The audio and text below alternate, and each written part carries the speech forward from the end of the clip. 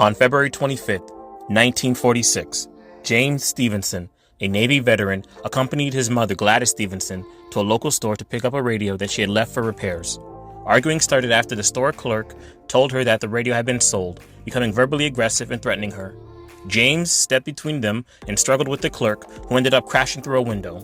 Local police arrested both Stephensons for disturbing the peace.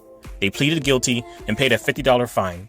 Later that same day, the police again arrested James, this time due to a warrant brought by the white clerk's father. The new warrant charged Stephenson with assault with the intent to commit murder, a felony. James Blair, a local black businessman, posted bond, and James was able to return home that evening. That night, a white mob gathered around the Maury County Courthouse in Columbia, Tennessee. A block south, along the segregated black section known as the Mink Slide, blacks and military veterans gathered as well. The Columbia police chief sent 4 patrolmen to Mink Slide. Someone shouted for the officers to stop. When they failed to do so, shots were fired, leaving all 4 officers wounded. Within hours, State Highway Patrolmen and the State Safety Commissioner, Lynn Bomar, arrived in town. Together with some of the town's whites, they surrounded Mink Slide.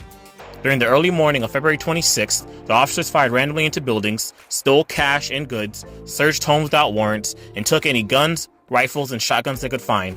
When the raid was over, more than 100 blacks had been arrested, and more than 100 weapons from the black community had been confiscated illegally.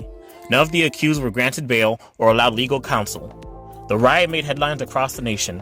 Walter White and Thurgood Marshall of the NAACP flew to Nashville in order to organize a legal defense. 25 Columbia blacks were tried on charges of shooting at white policemen in nearby Lawrenceburg, Tennessee.